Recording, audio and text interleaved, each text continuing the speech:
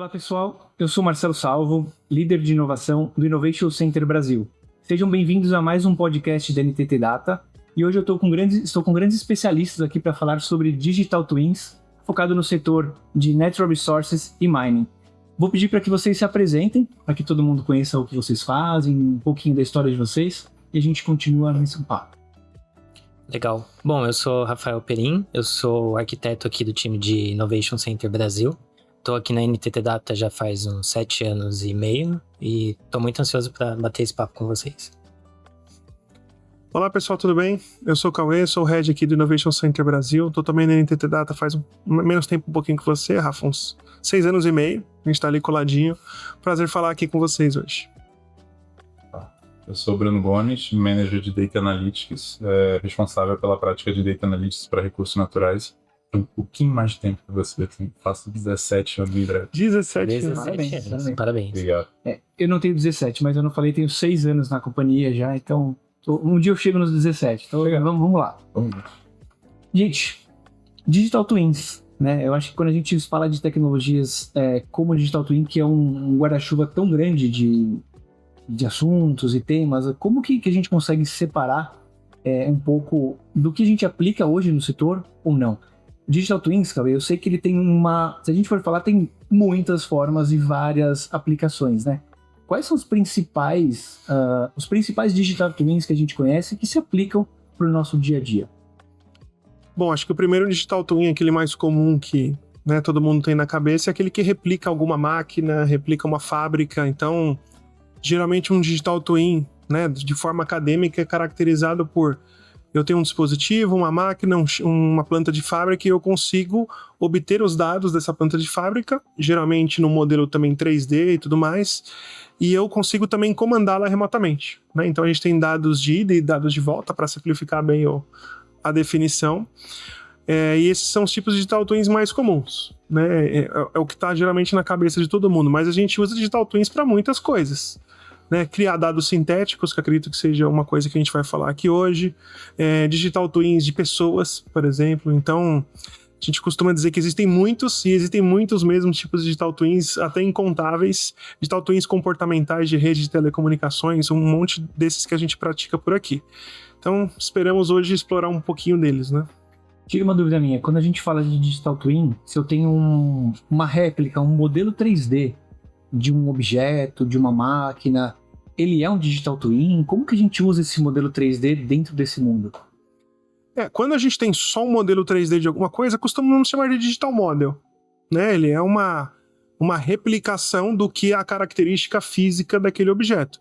É um modelo 3D daquele objeto pura e simplesmente, que pode ser feito de várias formas, ou modelado por um artista 3D, que nós chamamos um modelador 3D, ou com tecnologias mais modernas, escaneado. Hoje em dia a gente tem o sensor slider, etc. Então a gente consegue escanear esses objetos.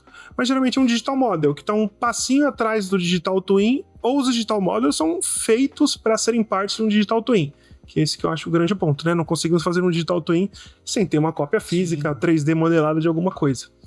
E aí até, isso é uma coisa interessante, geralmente os Digital Twins têm interfaces 3D. Eles não são só replicações de dados, sensores, etc. É legal ter o 3D, faz parte do contexto do Digital Twin.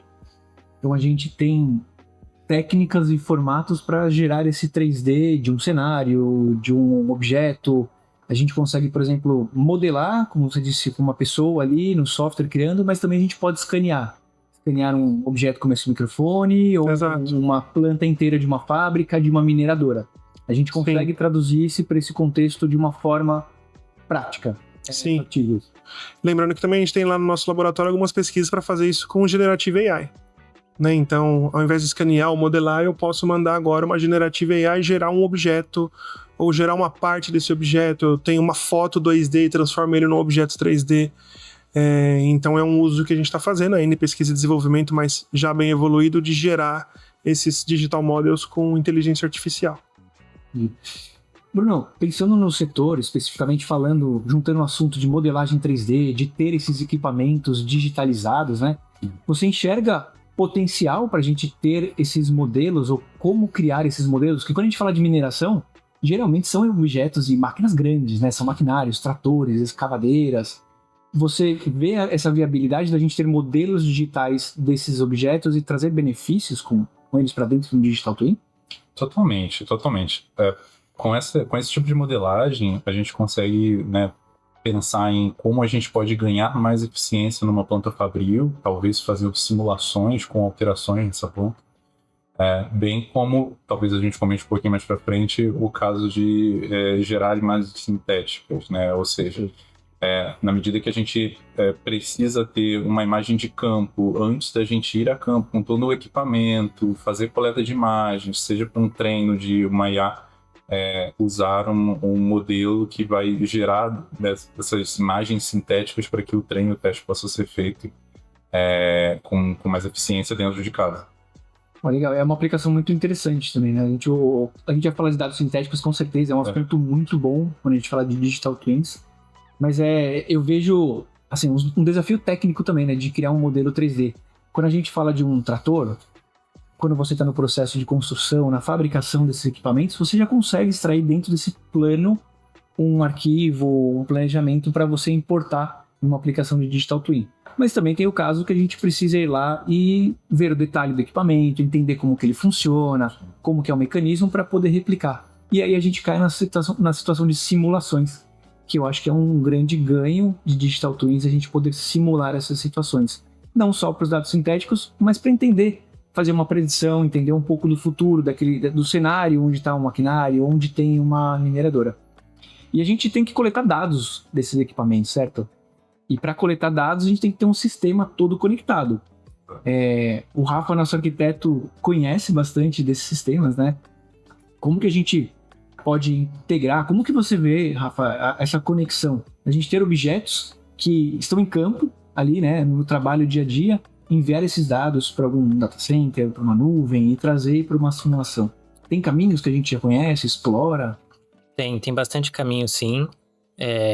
E acho que isso é uma das coisas que torna os projetos de Digital Twins tão desafiadores e tão interessantes ao mesmo tempo do ponto de vista de arquitetura, porque tem que ser projetos super modularizados, então você vai ter um módulo ali que é responsável pela ingestão desses dados, depois você vai ter outro módulo que vai fazer o processamento desses dados, um módulo que vai fazer as predições, as simulações, você tem a camada que vai fazer a visualização, seja 2D, 3D ali com gráficos, alguma coisa do tipo.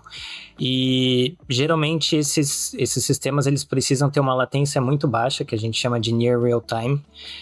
Então são sistemas que você tem que planejar bem, ter ali uma escalabilidade bem elevada, para você conseguir ter essa baixa latência e entregar toda a performance que você precisa e a quantidade de dados ali para conseguir fazer as simulações.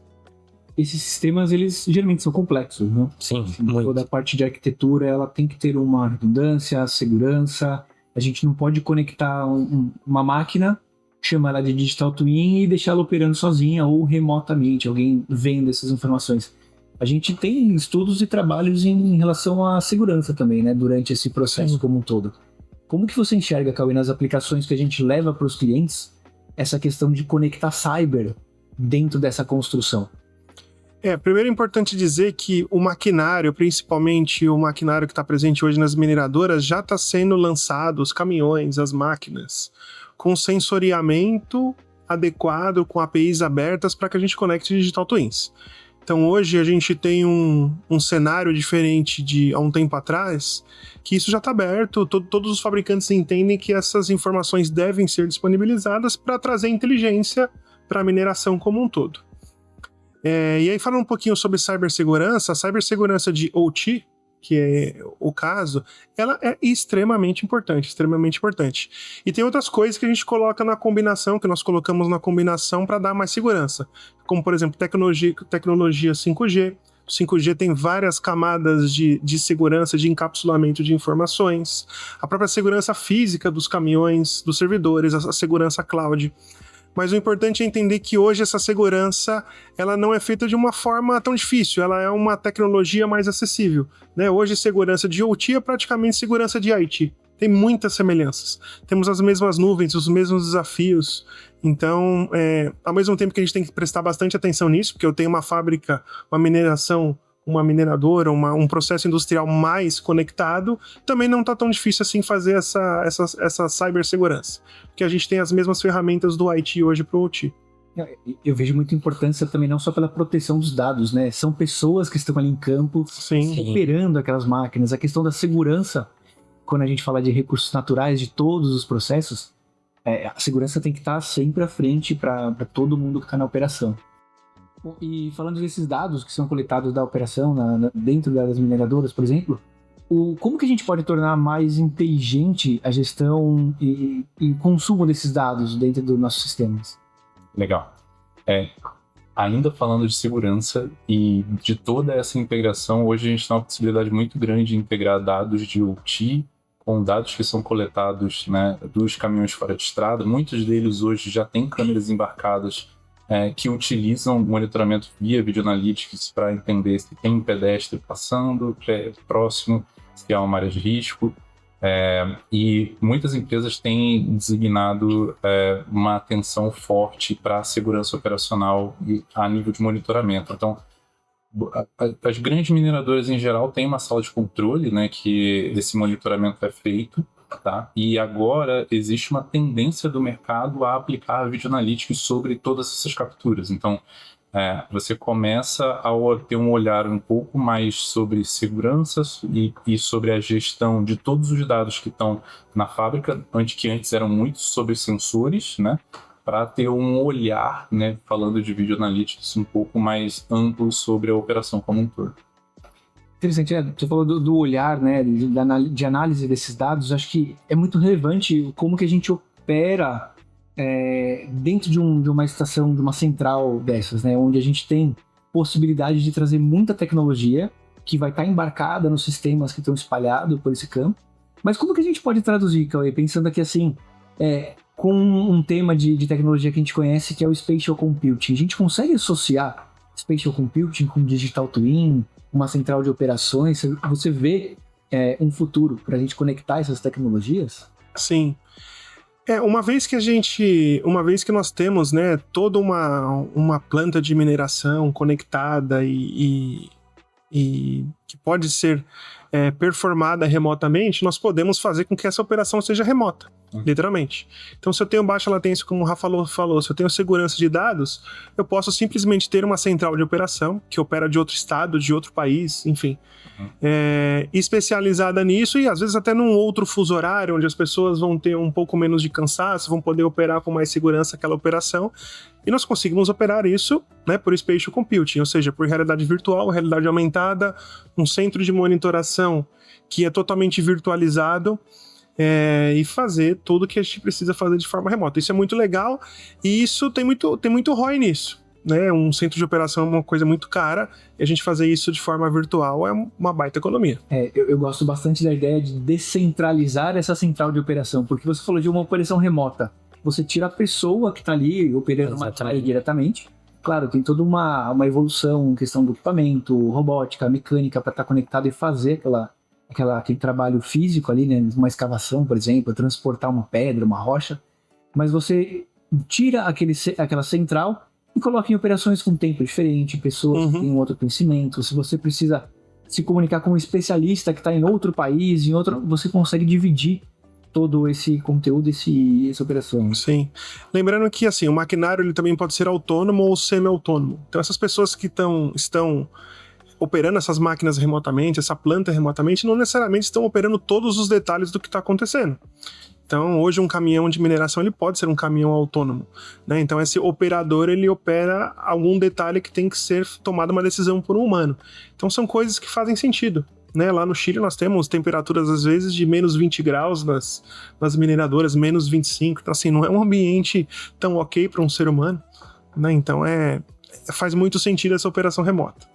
E até puxando um gancho com isso, um dia desses um outro profissional da nossa equipe fez uma demonstração sobre o uso de VLMs, né? Então, você rodar uma inteligência artificial que está ali analisando um feed de vídeo, e o exemplo dele era justamente um exemplo de mineradora aplicado para segurança do trabalho. Então, a inteligência artificial conseguia analisar aquele feed da câmera e saber, por exemplo, se algum dos funcionários não estava usando os EPIs corretamente, se tinha algum risco, se tinha alguma coisa que estava ali fora dos conformes, fora das normas exigidas pelas plantas, e esses alertas podem ser emitidos de forma autônoma, né? E já ser assim, precavendo de situações que não seriam legais de acontecer, né? É bom você até ter falado isso, desculpa roubar a pergunta, o comentário, Marcelo. A gente que vai fazer essa dinâmica. A gente imagina às vezes que o Digital Twin ele é 3D, mas na verdade ele é 4D. A gente tem a dimensão do tempo muito presente. Então, quando a gente precisa voltar para analisar alguma coisa ou predizer o futuro, e aí submeter isso para uma inteligência artificial, é uma das coisas que fazem mais sentido no Digital Twin. Essa quarta dimensão ela é muito, muito valiosa, né, nas aplicações. Não, você não roubou a palavra, você me deu mais um gancho, na verdade, porque eu junto os dois assuntos. Quando a gente está falando desses cenários que você comentou, no Chile faz tal temperatura, mas a gente tem que olhar e analisar a questão do tempo. A gente entra nos dados sintéticos, que é um tema pra gente super valioso também. Sim. Então a gente consegue entender o passado, criar situações para o presente e avaliar o que pode vir a acontecer no futuro. O que vocês têm de projetos ou o que está acontecendo em relação aos dados sintéticos hoje dentro do setor? Vocês estão fazendo pesquisas, trabalhando com algum projeto? Acho que primeiro é definir o dado sintético para quem está em casa com a gente. Obrigado. Tem muitos tipos de dados sintéticos, mas eu acho que o que nós usamos mais aqui são a geração de dados sintéticos de imagens, né? Então, para ser bem simples, aquelas situações que ainda não aconteceram, onde a gente precisa colocar câmeras de monitoramento, como é que a gente vai treinar as inteligências artificiais? Geralmente nós treinamos inteligências artificiais com dados reais, né? Então, fotos positivas e negativas de uma coisa, uma determinada ação acontecendo, mas e quando essa ação nunca aconteceu, né?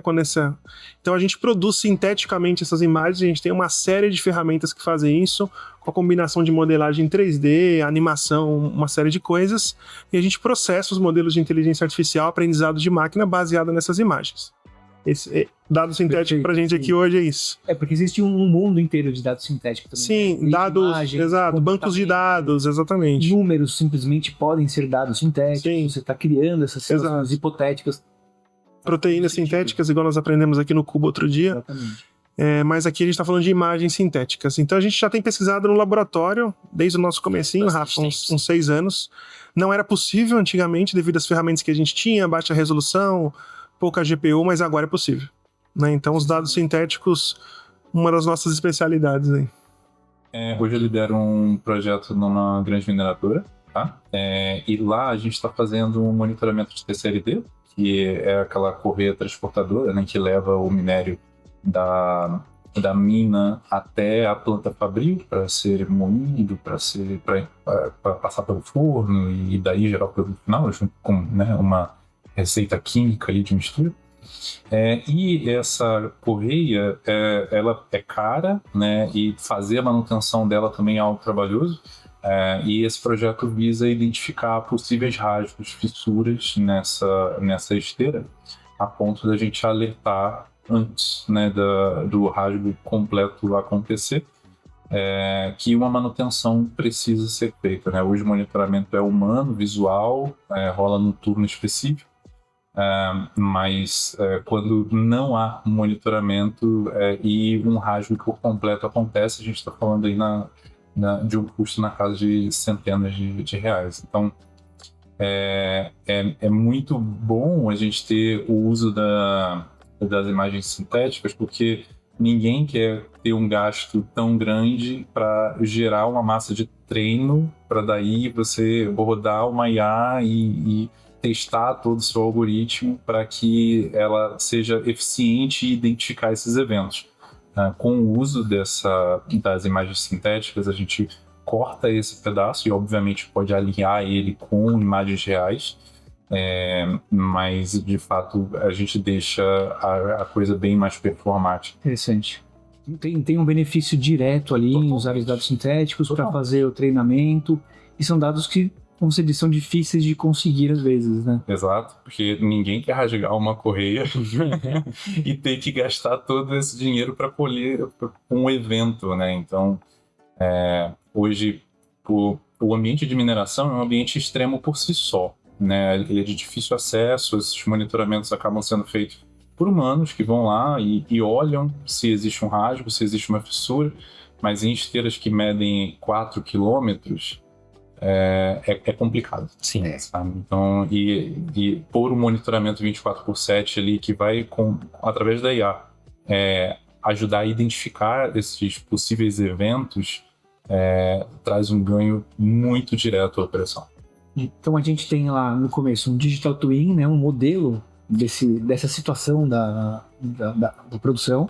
Eu posso ter um modelo completo, onde eu tenho a esteira, onde eu tenho toda a área de transporte, onde eu tenho um cenário externo, simula chuva, simula neve, calor, poeira, sujeira, é isso.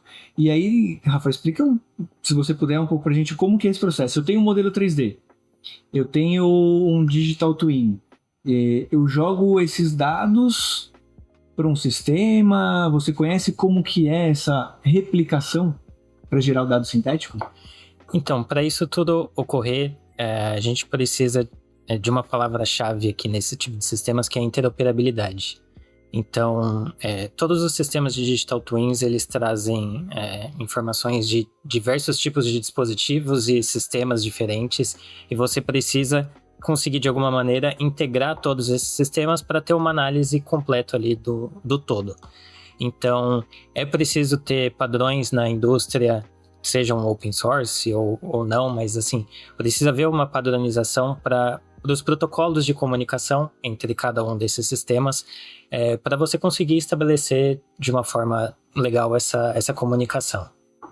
Gente, a palavra consórcio é importante, né? Exato. Nós, como NTT Data, participamos do Digital Twin Consortium, que é esse consórcio global que estabelece e traz esses padrões, né? Esse padrão de indústria do Digital Twin, para poder ter essa troca de informação, modelos, né? Então, o modelo que você fez pode servir para uma outra operação. Exato. De lá, a gente faz um intercâmbio e consegue reaproveitar bastante informação e conteúdo também desses 3D. E eu acho que a indústria, ela já prestou atenção que há essa necessidade, assim, eles são bem receptivos a adotar esses padrões e assim, a disponibilizar esses dados, porque eles entendem que, assim, eles disponibilizam uma fração dos dados, mas eles também precisam de dados de outros sistemas de dispositivos que não foram feitos por eles. Então, assim, é uma vitória para todo mundo, o aumento dessa padronização.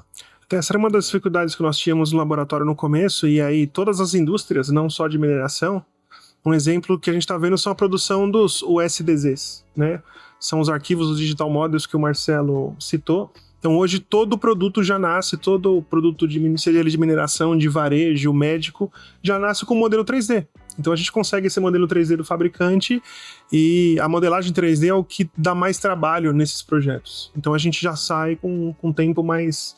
é um passo à frente em relação ao tempo. Eu acredito que nesse desafio mesmo, né, essa investigação em relação às esteiras, o monitoramento, uma das dificuldades é trazer o realismo e entender quais são as possíveis situações para aqueles defeitos ou rasgos acontecerem. Então não adianta eu gerar um dado sintético que não condiz com o que é o resultado final da realidade.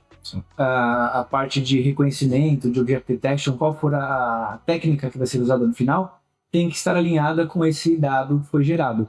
E a gente tem uma pesquisa muito grande de Generative AI nesse processo.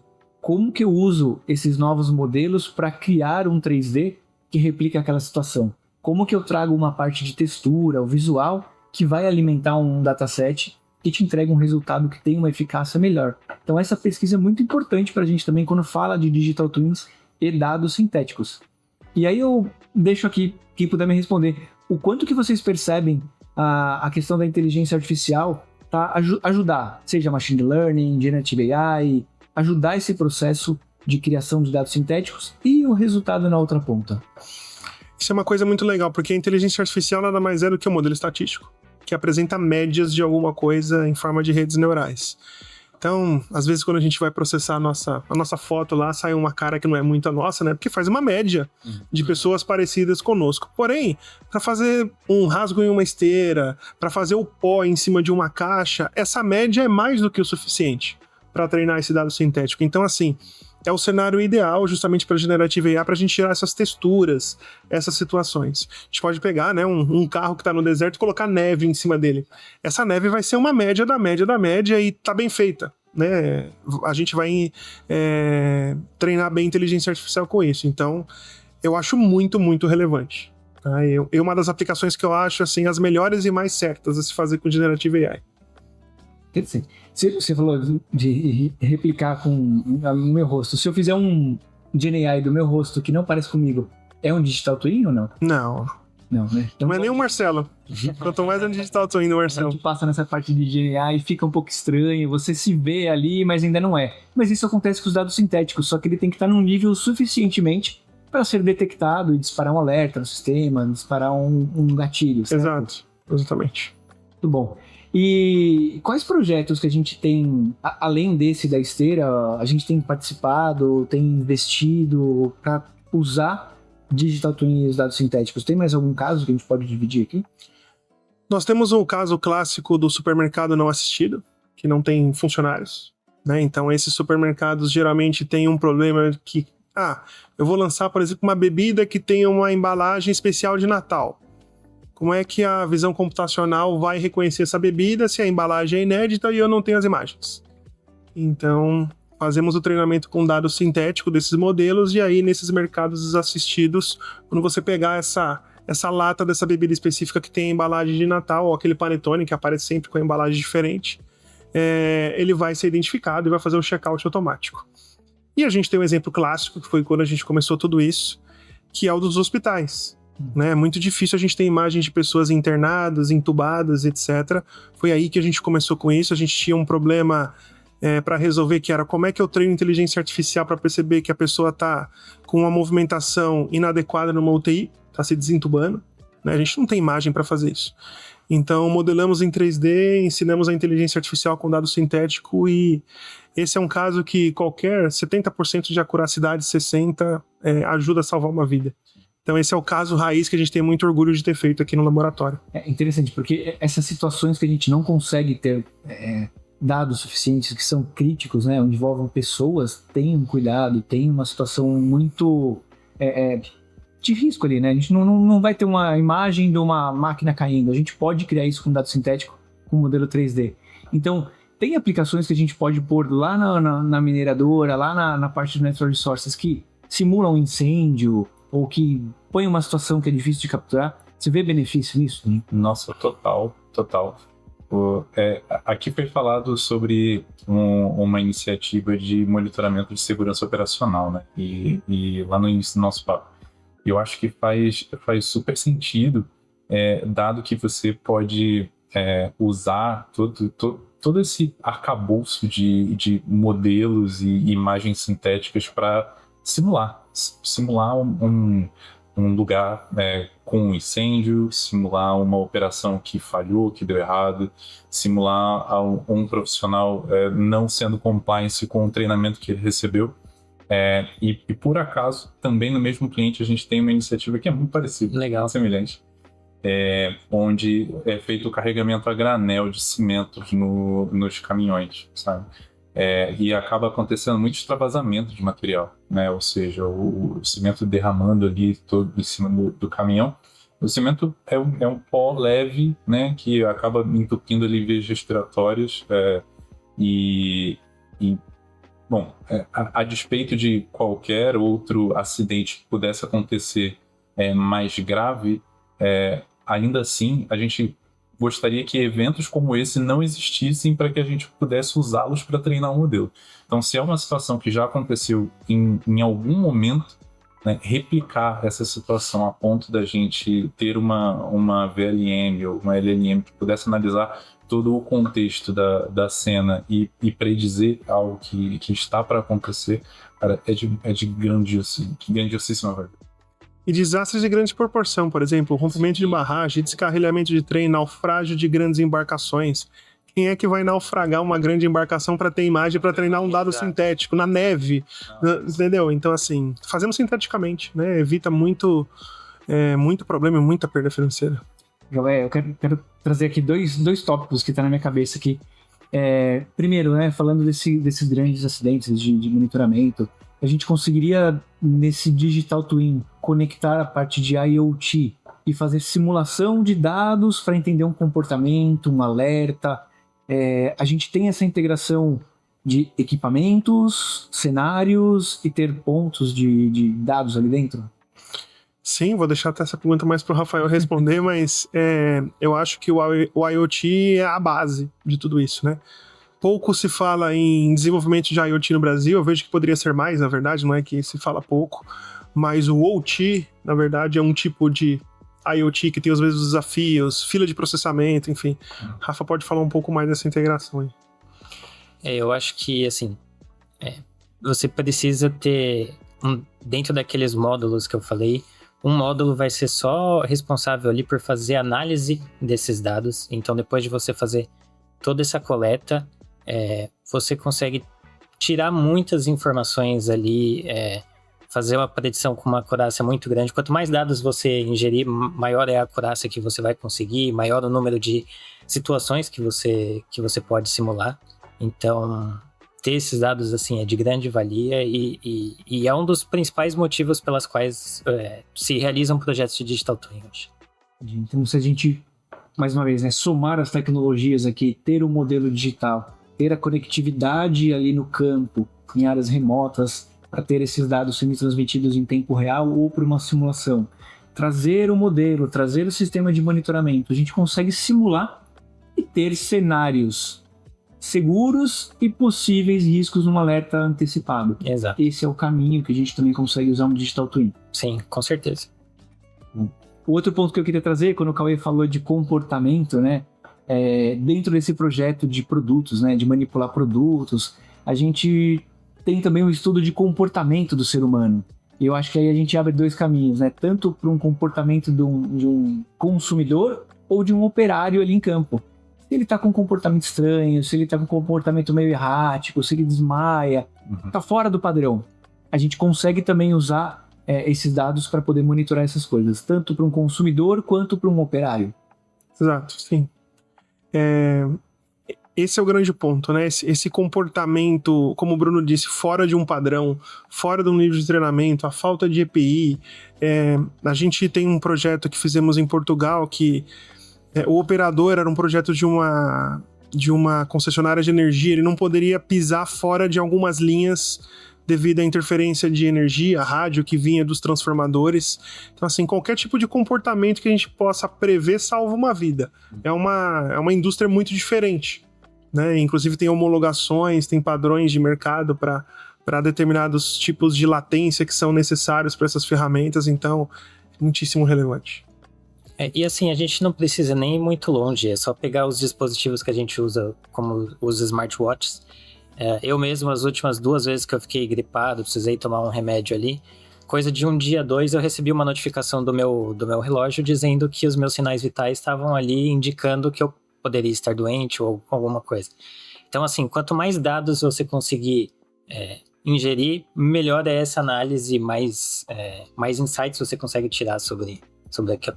Sim, a maioria hoje dos caminhões fora de estrada, né, tem sensores de fadiga e existe uma tendência também do ambiente de mineração de usar sensores desses como relógio, inclusive, para checar sinais vitais. Existem áreas, principalmente áreas de fornos, que a equipe, inclusive, não pode uma pessoa só, sabe? Ela tem que ir acompanhada. Exatamente para caso aconteça algum sinistro, algum problema, essa pessoa possa ser resgatada a tempo.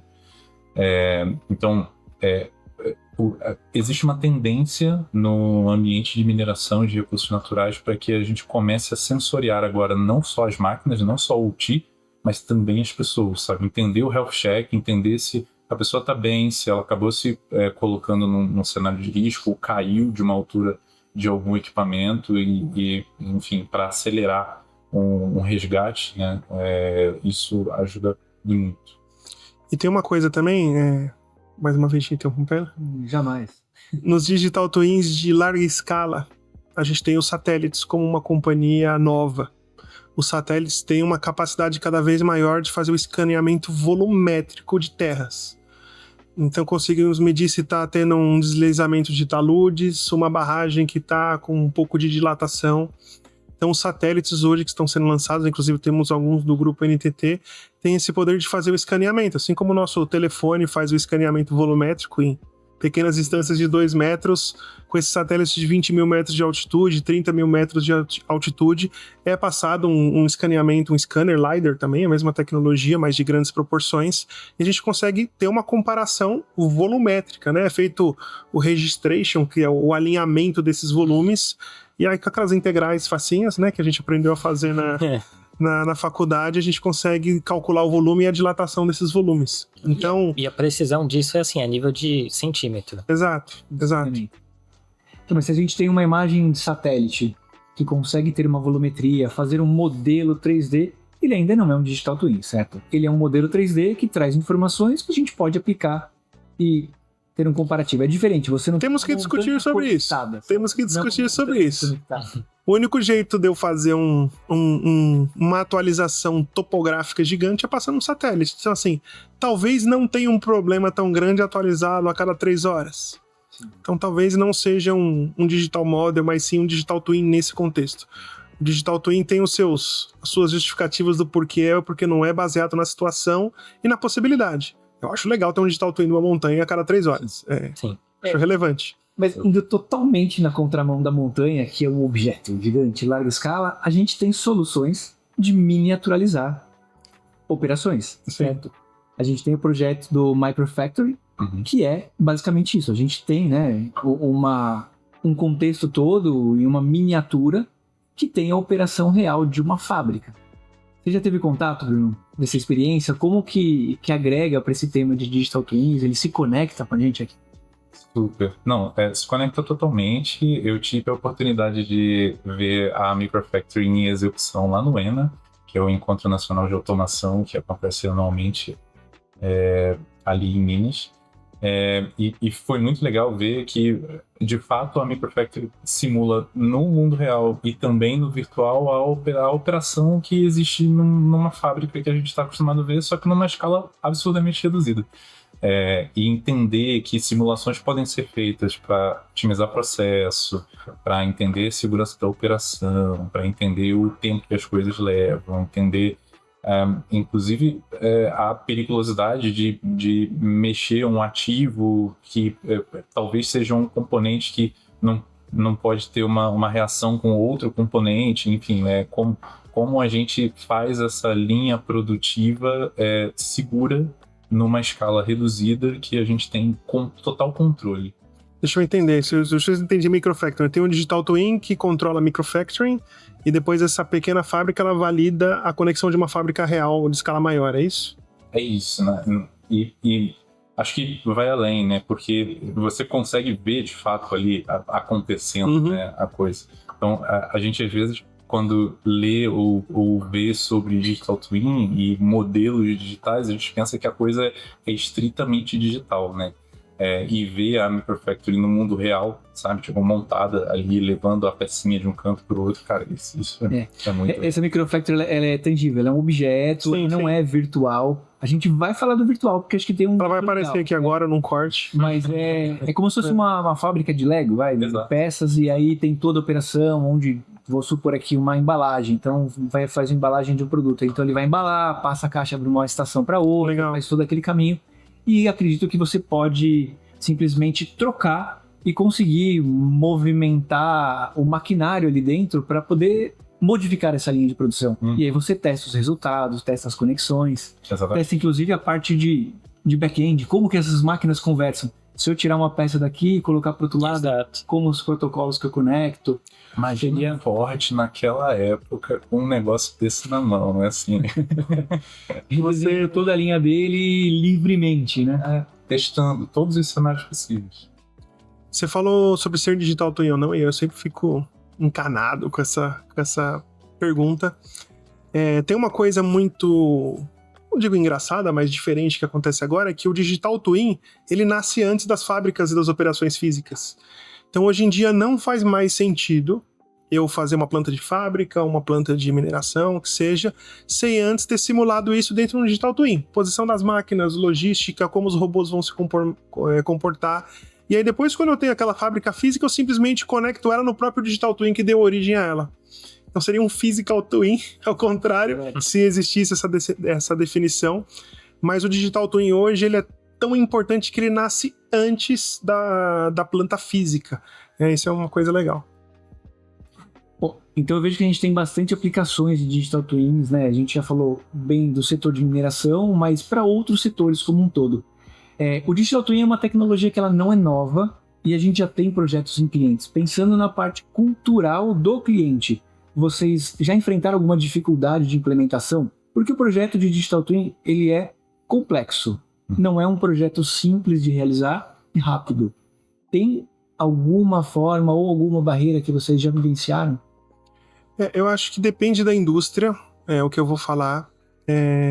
A maioria das indústrias de maquinário, e a gente está falando aqui de mineração no geral, né, de utilities, entende que o Digital Twin é uma ferramenta super necessária, não tem nada de inovação nisso, top of mind de todo mundo lembrar que precisa ter um Digital Twin. Por que não fazer em Digital Twin isso antes? Agora, em outras indústrias, a gente tem o desafio ainda de desmistificar. Por que uma indústria como varejo, por exemplo, ou como saúde, precisa de um Digital Twin? Né? Então, tem todo um trabalho para essas indústrias ainda é inovação, a abordagem é uma inovação, mas para mineração, utilities, no geral, já é trabalho do dia a dia, arroz com feijão, literalmente. Eu acho que a escala é importante nesse quesito, porque acho que você falar para uma pessoa que vai abrir uma loja pequena e precisa fazer um digital twin para simular, isso é um projeto geralmente leva minimamente ali alguns meses, talvez a pessoa não consiga enxergar onde é que está o valor ali daquele custo inicial. Agora, quando você pensa em algo numa escala de uma mineradora é um projeto gigantesco, colossal. Então, mesmo que se perca ali, que seja alguns meses fazendo um planejamento prévio, o retorno é quase que imediato se você tem um projeto que atende ali todas as suas expectativas primeiro, já validado no Digital Twin. Então, acho que é mais fácil de justificar quanto maior a escala do projeto. Entendi. A complexidade vai depender também ali do tamanho, não só do próprio sistema. Queria deixar uma última pergunta antes da gente encerrar. Digital Twin é um tema que a gente investiga globalmente na NTT, certo? E a gente tem boa parte dessa pesquisa aqui no Brasil, no Innovation Center Brasil. Como que a gente pode dar um suporte, Cauê, para o pessoal que está com cliente, que tem oportunidades, que consegue trazer talvez uma investigação? Como que funciona? Esse é um bom ponto. Todos os nossos clientes que estão nos ouvindo, né, podem consultar os nossos executivos com quem vocês têm contato para perguntar o que vocês têm de Digital Twin para nós. Né, nós temos aplicações de Digital Twins para literalmente todos os setores, aplicações algumas que ainda são inovação, que nós precisamos, né, de uma curva de R&D, e outras, como eu disse aqui, de mineração e outras indústrias que já nem são inovação, nem estão mais no laboratório. Né, esse é o grande ponto. Então, nos procurem, tem muito desafio e, principalmente, o projeto Digital Twin é um projeto muito vivo. Né, um projeto como se fosse, se a gente estivesse num banco, era como manter uma conta corrente. Ninguém vai parar de manter o sistema de conta corrente do banco. E o Digital Twin nasceu para ser assim. Um grande projeto que convive com o negócio e dá suporte básico para aquele negócio. Então, chamar os nossos executivos, client managers para conversar e perguntar o que nós temos de Digital Twin para nosso negócio. Bom, obrigado. Tem alguma palavra, consideração final? Vocês querem falar alguma coisa, um comentário? Fiquem à vontade para a gente poder encerrar. Boa. Bom, antes de mais nada, prazer pelo convite de estar aqui com vocês. Está sendo uma parceria incrível trabalhar com vocês aí em recursos naturais. Torço para que essa parceria se mantenha aí duradoura. É isso. Com certeza. Bom, queria deixar as portas do laboratório do Innovation Center abertas para todos que quiserem vir, falar sobre inovação, colaborar com o ecossistema. E um grande abraço para todo mundo na NTT, né, e os nossos clientes que estão fazendo Digital Twins e dados sintéticos como você com a gente. Sempre bem-vindos. Exato, foi um prazer estar aqui com vocês, sempre bom ter essa oportunidade de discutir com grandes conhecedores da nossa empresa. Muito obrigado, pessoal. Eu, como sempre, aprendo muito com essas conversas, espero que vocês tenham aproveitado e nos vemos numa próxima. Tchau, tchau, obrigado. Valeu.